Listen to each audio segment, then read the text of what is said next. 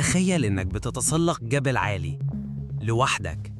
دلوقتي تخيل إن معاك فريق كامل بيسندك لو اتعثرت وبيقدم لك إيد العون لما تحتاجها.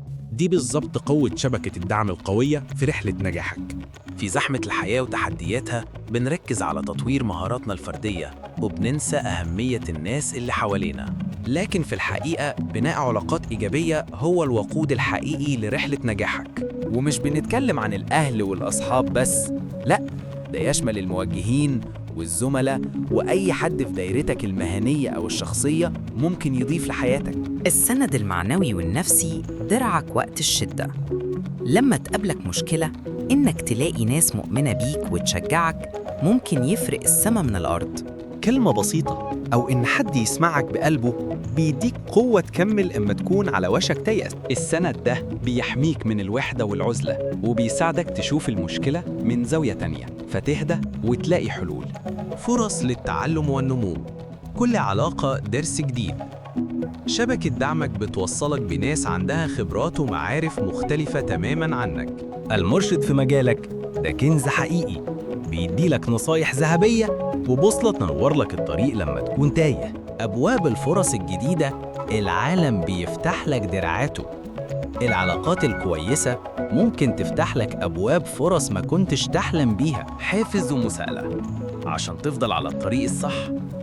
لما بتشارك أهدافك مع شبكة دعمك ده بيخليك ملتزم أكتر بيها. هم جمهورك اللي بيسقف لك في كل خطوة بتنجح فيها وبيدفعك لقدام لما طاقتك تقل. صحة نفسية أحسن، سلامك النفسي أهم من أي حاجة. العلاقات القوية بتديلك إحساس بالانتماء، وده احتياج أساسي للإنسان. لما يكون عندك شبكة دعم ما بتشيلش الهم لوحدك، الضغط بيتوزع على أكتر من كتف. توسيع منظورك ورؤيتك للعالم. شوف الدنيا بعيون تانية. كل شخص في شبكتك عنده طريقة تفكير وخلفية مختلفة. ده بيوسع منظورك وبيخليك تشوف المشاكل والفرص من زوايا مختلفة، فتوصل لحلول إبداعية لمشاكل كنت شايفها مستحيلة. التطور الاجتماعي والعاطفي مهارات بتنفعك في كل حتة. بناء العلاقات بيتطلب منك إنك تطور مهارات التواصل والاستماع الفعال. ده بيزود ذكائك العاطفي، وهي مهارة أساسية مش بس للنجاح في الشغل لكن في الحياة كلها. بناء سمعة قوية، اسمك بيسبقك. العلاقات الكويسة مبنية على الثقة والاحترافية. الناس اللي في شبكتك ممكن يكونوا شهود على قدراتك وإنجازاتك. طب إزاي بقى تبني شبكة دعم قوية وفعالة؟